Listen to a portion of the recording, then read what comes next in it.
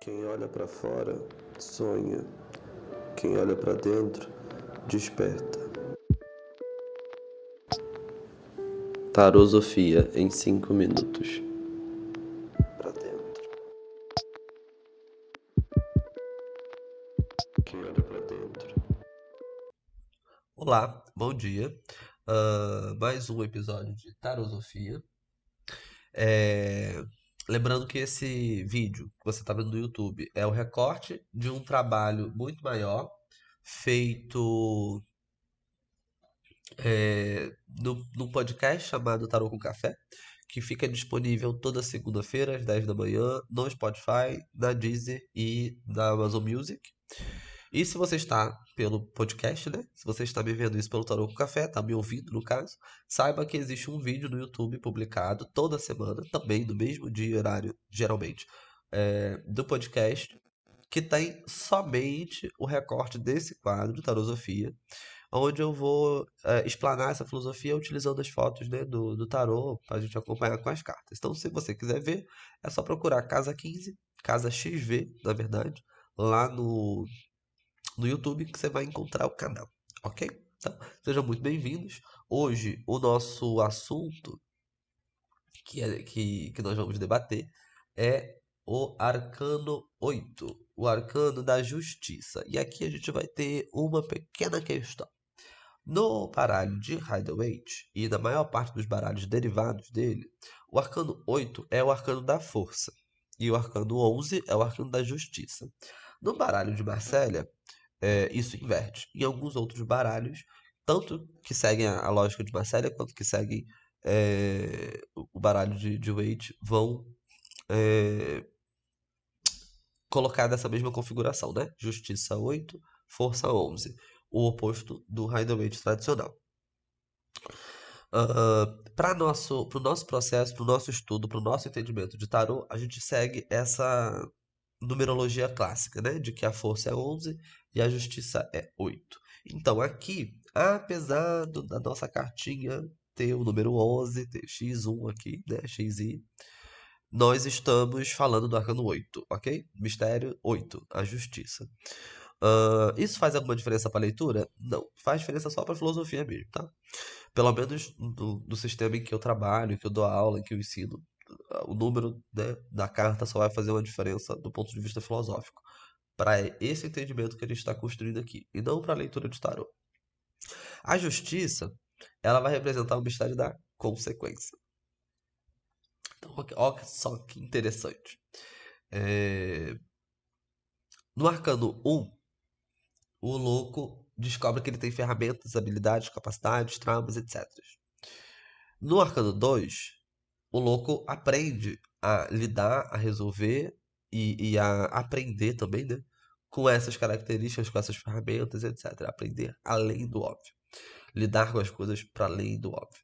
No arcano 3, ele vai falar sobre o resultado. Resultado do quê? Do conhecimento que ele adquiriu nas duas últimas cartas, 1 e 2. No arcano 4, ele vai construir a vida dele. Ou seja, a gente vai falar das consequências finais, do resultado final de tudo que ele aprendeu. Então ele descobriu que tinha ferramenta, descobriu que ele sabia, que ele podia, né, aprender a utilizar essas ferramentas de várias maneiras diferentes, em vários níveis diferentes, começou a aplicar esse conhecimento, começou a ter resultado com esse conhecimento, botou ordem no recinto, começou a ter disciplina, começou a trabalhar, né, essa postura, essa retidão, e aos pouquinhos ele foi construindo uma vida. Arcano 4. Aí no Arcano 5, ele observa que as coisas não são tão preto no branco como ele estava pensando. Então, de fato, ele tem vontades, mas nem todas essas vontades são dele. Algumas vontades ele só tem porque o pai e a mãe dele tinham. É exatamente igual ao papai e mamãe. Outras vontades é porque o vizinho era assim. Outras, porque essa cidade aqui é assim, mas a cidade do meu colega é totalmente diferente. O costume lá é outro.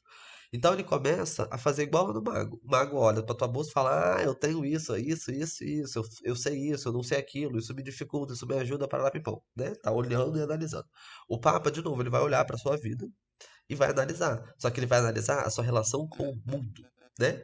No Arcano 6, ele vai aprender a lidar com isso de uma outra maneira. No Arcano 7, ele vai agir sobre isso. No Arcano 8, ele vai ter as consequências dessa atitude. Então, se lá no Arcano 5 ele descobre que nem todas as vontades e desejos dele são dele. No Arcano 6, ele aprende a encontrar as suas vontades, os seus desejos, as suas ambições. No Arcano 7, ele aprende a botar isso em prática para ter resultado. No Arcano 8, ele vai ter resultado. E o Arcano 8 vai trazer alguns elementos desses arcanos passados, né? Então a gente vai ver na mão aqui da justiça uma balança, na outra mão uma espada. A balança ela faz analogia ao carro, é, que é razão e emoção. Se eu equilibrar a minha razão e a minha emoção, a minha espada, que está na outra mão, ela se torna uma ferramenta que vai aniquilar todos os meus empecilhos, todas as minhas dificuldades, meus inimigos, né? Tudo que me atrapalha de conquistar aquilo que eu quero, de chegar onde eu quero. Se eu estiver com a minha balança equilibrada. Se eu agir somente de forma racional ou somente de forma emocional, essa espada pode e possivelmente vai me machucar, vai me cortar, vai me atrapalhar. Eu posso cortar minha cabeça, arrancar o dedão do pé, cortar meu joelho, machucar meu peito, arrancar meu nariz, enfim. Eu posso me lascar com essa espada. Por quê? Porque eu estou agindo de forma impulsiva, de forma irracional. Enfim, eu preciso, para que a minha espada funcione como uma arma na minha mão e não contra mim, uma arma na minha mão, eu preciso equilibrar minha razão e minha emoção. Eu já aprendi isso lá no carro. Então, a gente vai ver na espada a atitude, a capacidade de agir que o louco vai descobrir lá atrás, né? Lá atrás do mago, quando ele pega a espadinha dele, vai treinar, treinar, treinar, a espada tá aqui. Então, eu tenho na minha mão a espada, que são as minhas atitudes. Eu tenho na minha outra mão a minha balança para equilibrar minha razão e minha emoção. Vai falar sobre o meu equilíbrio, vai falar sobre a minha noção, a minha capacidade de pensar, de racionalizar, de esperar, de, né, planejar, de ter é, um planejamento, não tem outra palavra não. Tem um plano de ação para tomar uma atitude na minha vida. E o meu trono é a minha própria vida. Quando eu consigo compreender essas três coisas na justiça, tudo muda de figura. Porque aqui já está compreendido. O louco ele já compreendeu, já está internalizado, né? Ele internaliza isso na justiça. Eu preciso equilibrar minha razão e minha emoção para tocar o mundo e para o mundo me tocar, sem que ninguém saia prejudicado ou, pelo menos, que o prejuízo seja o mínimo possível para ambos os lados. É, Eu preciso fazer isso. Eu preciso dar conta. Eu preciso tomar cuidado, porque lá no carro eu já entendi que se eu agir de qualquer jeito eu vou me fuder e eu não vou me fuder sozinho, eu vou fuder meio mundo comigo. Porque eu não tô sozinho no mundo. Tem gente ligada a mim, tem gente preocupada comigo, tem gente que tá envolvida na minha vida, tem gente que vai sofrer as consequências por conta das minhas ações.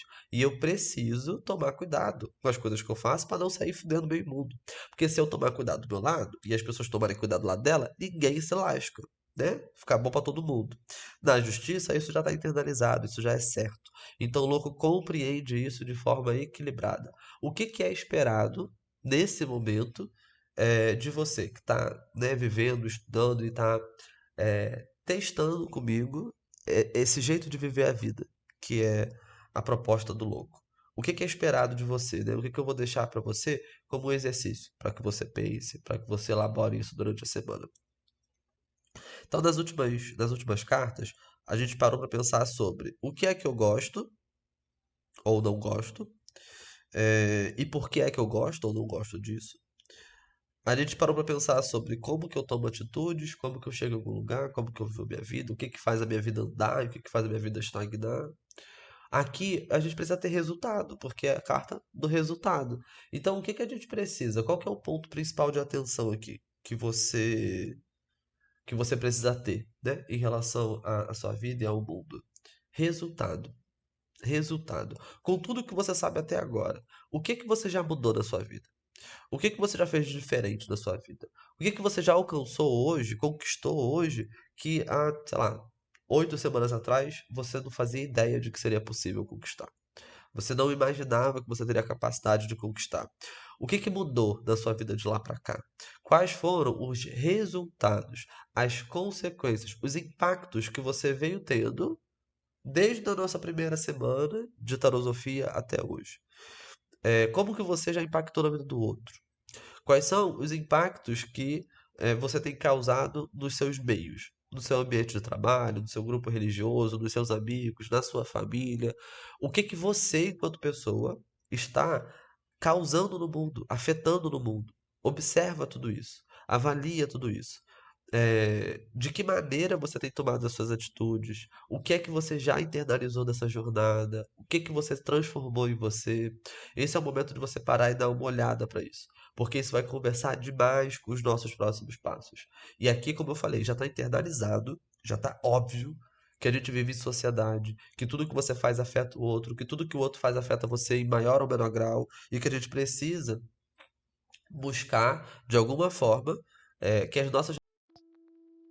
Esse foi mais um Tarosofia, um programa do podcast Tarô com Café. Vai ao ar toda segunda, às 10 da manhã.